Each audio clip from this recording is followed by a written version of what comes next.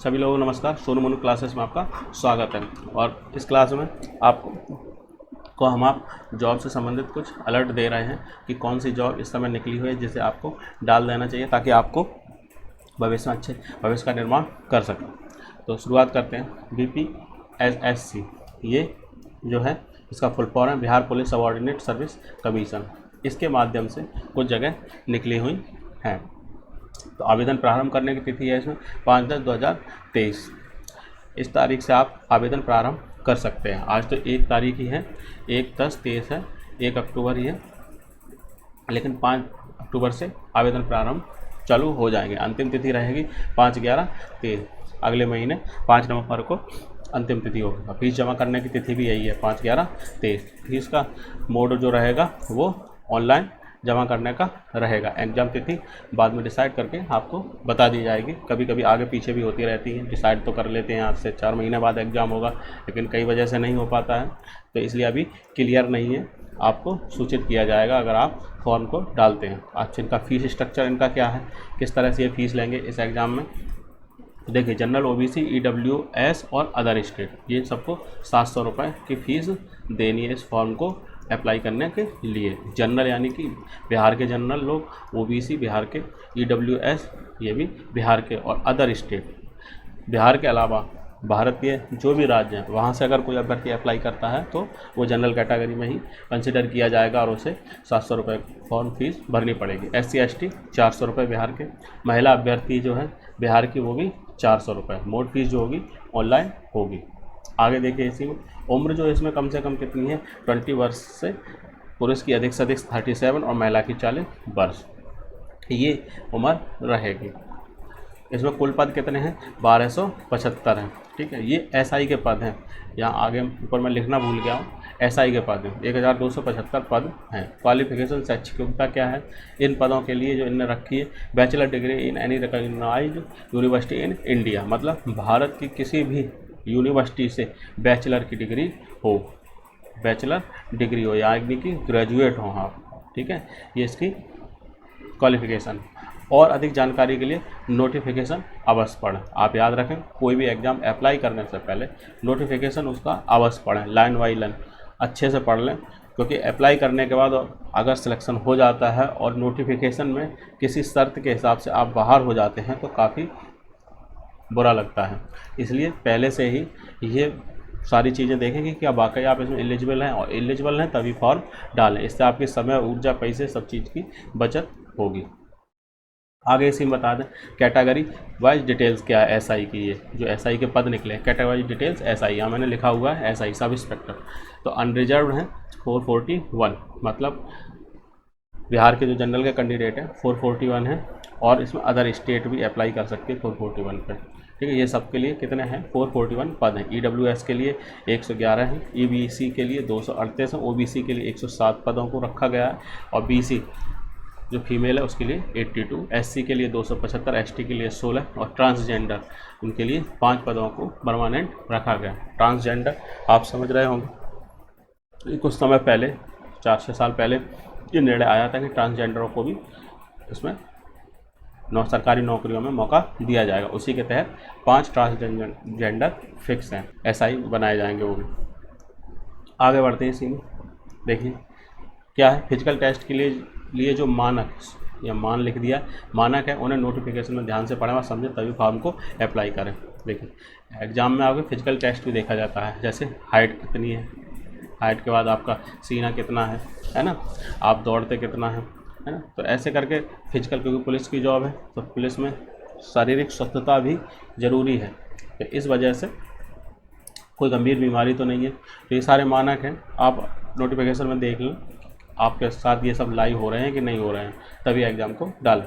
अच्छा, अब इसके लिए ऑनलाइन लिंक क्या है ये, और ये 5/10/2023 से एक्टिव होगा। पहली कंडीशन तो यही है 5 अक्टूबर से आप इसमें अप्लाई कर सकेंगे। जो ऑनलाइन लिंक है वो ये है, इसके माध्यम से आप ऑनलाइन डायरेक्ट वहाँ पहुँच जाएंगे आवेदन करने के लिए। और नोटिफिकेशन लिंक ये है, इस पर लिंक पर क्लिक करके आप नोटिफिकेशन पर जा सकते हैं। ऑफिशियल वेबसाइट जो है BPSC की वो इससे खुलेगी, उस पर जाकर भी आप कहीं ना कहीं किसी न किसी लेफ़्ट राइट में ऑप्शन आ रहा होगा जॉब अलर्ट्स के लिए या कैरियर्स के लिए, उसमें जाकर आप इन्हीं दोनों स्थानों पर पहुंचकर अपना फॉर्म भर सकते हैं।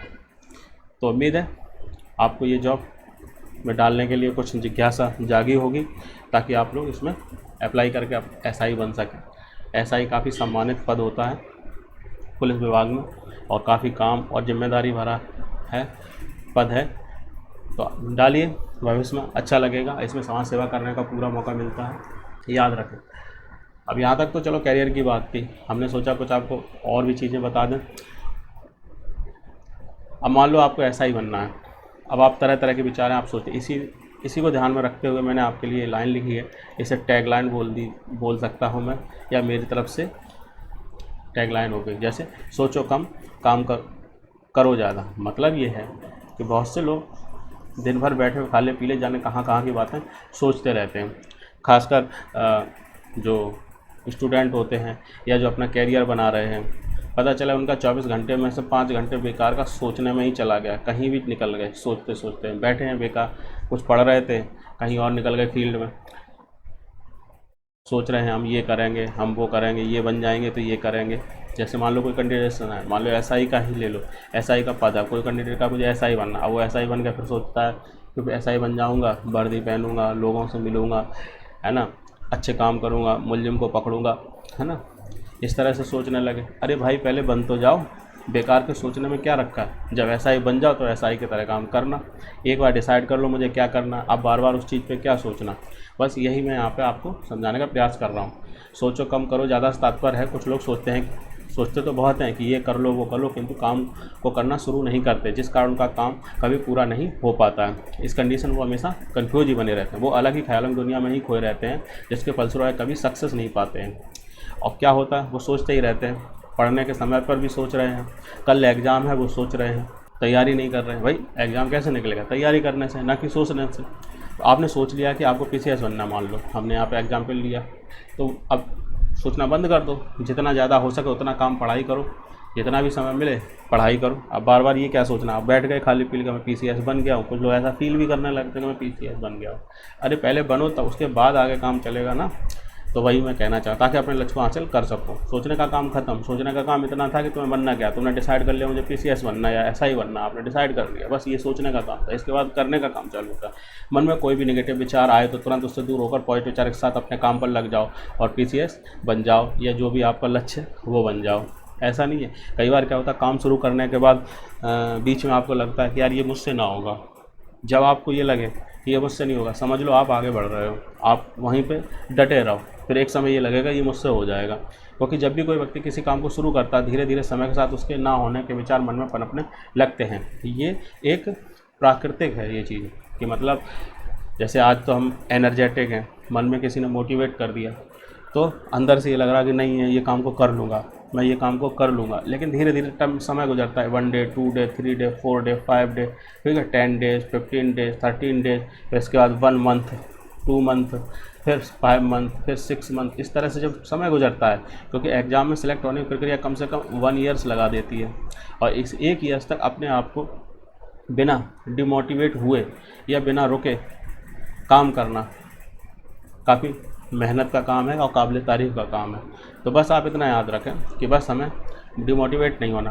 आपने डिसाइड कर लिया मुझे SI बनना और SI की ये जगह हासिल करनी है, तो बस मुझे करना है, बस अपने काम में लगे रहो, पढ़ते रहो, सोचो मत। फिर अगले दिन फिर आ जाए, फिर हाँ मुझे लगना है, 2-4 दिन बाद हो सकता है अरे तुम कैसे बनोगे, इतनी कम जगह है।